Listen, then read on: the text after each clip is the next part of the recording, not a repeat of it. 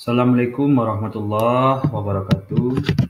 Alhamdulillah, syukurillah atas kehadiran Allah subhanahu wa ta'ala yang telah memberikan kita rahmat dan karunia-Nya sehingga kita bisa berkumpul secara virtual pada pertemuan kedua wawasan dasar bimbingan dan konseling. Selanjutnya salawat dengan salam kita berikan kepada Nabi besar Muhammad sallallahu alaihi wasallam yang telah membawa kita dari kondisi yang kurang sempurna menjadi ke lingkungan yang lebih sempurna, seperti banyaknya pengetahuan dan peningkatan sumber daya manusia dalam hal kognitif dan segala macamnya. Oke, langsung saja di sini Bapak akan menjelaskan materi kita pada pertemuan pertama, yaitu sejarah perkembangan BK. Pertama, sejarah bimbingan dan konseling ini ketika kita membahasnya pertama di Amerika Serikat, itu diberikan oleh JCB Davis sekitar tahun 1898 hingga 1907. Beliau bekerja sebagai seorang konselor sekolah menengah di Detroit. Dalam kurun waktu 10 tahun, ia membantu mengatasi masalah-masalah pendidikan, moral, dan jabatan siswa. Kemudian pada tahun 1908, Frank Person mendirikan sebuah organisasi, itu lembaga Vocational Bureau, untuk membantu para remaja mendapatkan pekerjaan yang cocok. Tahun 1910 dilanjutkan oleh William Haley mendirikan Juvenile Psychopathic Institute di Chicago.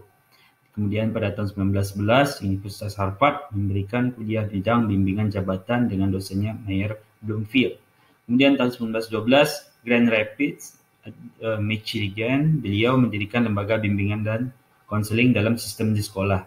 Kemudian tahun 1913 berdirilah National Vocational Guidance Association di Grand Rapids. Perkembangan BK di Amerika ini sangat pesat pada tahun 1950. Hal ini ditandai dengan didirikannya sebuah organisasi disingkat dengan APGA atau American Personal and Guidance Association pada tahun 1952. Kemudian 1983, APGA mengubah namanya menjadi AACD atau American Association for Counseling and Development. Kemudian satu organisasi lainnya bergabung pula dengan AACD atau AACD, yaitu Military Education atau MECA.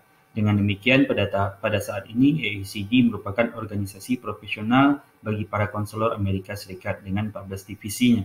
Banyak sekali divisinya seperti Journal of Counseling and Development, yang kedua Journal of College Student Personnel, yang ketiga Counselor Education and Supervision, dan yang keempat The Career Development Quarterly. Kemudian pada tahun 1980 juga COVID mencatat 5 gerakan pertama, yaitu gerakan penyesuaian hidup dengan memperhatikan persiapan vokasional, keragaman individual dan kurikulum.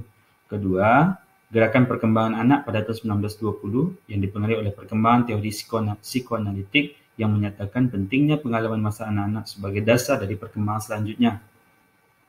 Ketiga, gerakan yang melibatkan konsep guru dan konselor.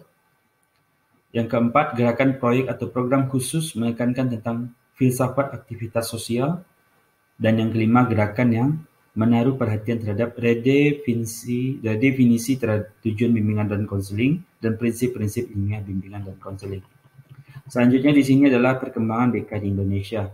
Kegiatan layanan BK di Indonesia lebih banyak dilakukan dalam kegiatan pendidikan formal di sekolah pada awal tahun 1960. Di beberapa sekolah dilaksanakan program bimbingan terbatas pada bimbingan akademis. Kemudian pada 1964 lahirlah kurikulum SMA gaya baru dengan keharusan melaksanakan program dan penyuluhan. Tetapi program ini tidak berkembang karena kurang persiapan atau prasyaratnya, terutama kurangnya tentang pembimbing yang profesional.